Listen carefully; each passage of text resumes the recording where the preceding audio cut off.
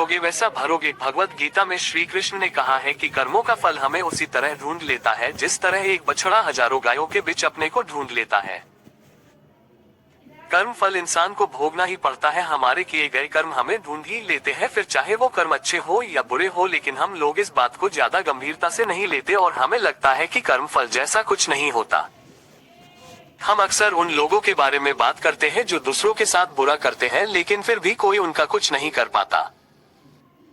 यही सोचकर हमसे ज्यादातर लोग बुरे काम करने लग जाते हैं। हम सब ये भूल जाते हैं कि कर्मों का हिसाब कभी भी तुरंत नहीं होता।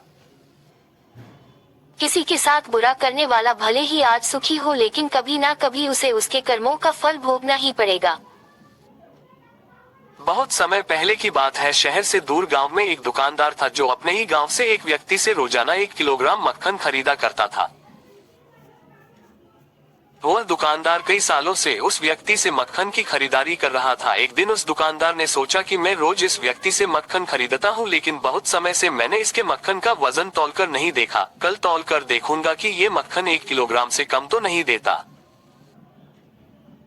अगले दिन जब वह व्यक्ति मक्खन देकर गया तब वह दुकानदार ने मक्खन का वजन किया तो देखा मक्खन सिर्फ 900 ग्राम है। उस दुकानदार को काफी गुस्सा आ गया। वह दुकानदार गुस्से में गांव के पंचायत के पास गया और उसने उस व्यक्ति की शिकायत कर दी। गांव की पंचायत बैठी और उस व्यक्ति को बताया गया कि तुम पर इस दुकानदार ने धोखा देने का आरोप लगाया है। तुम इस दुकानदार को देने वाले मक्खन में हेरा फेरी करते हो और हर बार तुम इसे 1 किलोग्राम मक्खन की जगह सिर्फ 900 ग्राम देते हो। क्या तुम्हें अपनी सफाई में कुछ कहना है? वह व्यक्ति बोला, सरपंच जी, मैं तो एक गरीब आदमी हूँ, मेरे पास वजन तौलने के लिए सही माप नहीं है। मैं रोज इस दुकानदार से अपने लिए 1 किलो गेहूँ खरीदता हूँ और अगले दिन उसी गेहूँ को तराजू के एक तरफ रखकर इस दुकानदार के लिए मक्खन तौलता हूँ। अब आपको जो भी पूछना है इस दुकानदार से पूछिए।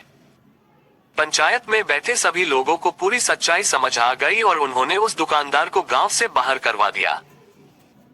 ये छोटी सी कहानी हमें ये बात सिखाती है कि जैसे कर्म हम करेंगे उसका रिजल्ट भी हमें वैसा ही मिलेंगे। हमारी चालाकी ही हमारा नुकसान कर देती है। हम जो भी दूसरों को देते हैं या दूसरों के साथ जैसा भी व्यवहार करते हैं वह कभी ना कभी लौटकर हमारे पास ही आता है। किसी के साथ अच्छा करोगे तो आपके साथ भी अच्छा ही होगा। उसी तरह किसी का बुरा सोचोगे और बुरा करोगे तो आपके साथ भी बुरा ही होगा। जिसे दुकानदार को अपने ही चालाकी से नुकसान झेलना पड़ा, उसी तरह हमें भी अपने कर्मों की वजह से कभी ना कभी नुकसान झेलना ही पड़ता है। दूसरों के साथ हमें बुरा करके हमें 1, 2 या 10 बार बच सकते हैं लेकिन एक ना एक दिन उसका परिणाम हमें भुगतना ही पड़ता है। हम अपने कर्मों के फल से नहीं भाग सकते हैं। बुरे करने वाले के साथ बुरा ही होता है, फिर चाहे वह आज हो या आने वाले 1 साल बाद हो। उसी तरह अच्छा करने वालों के साथ अच्छा ही होता है।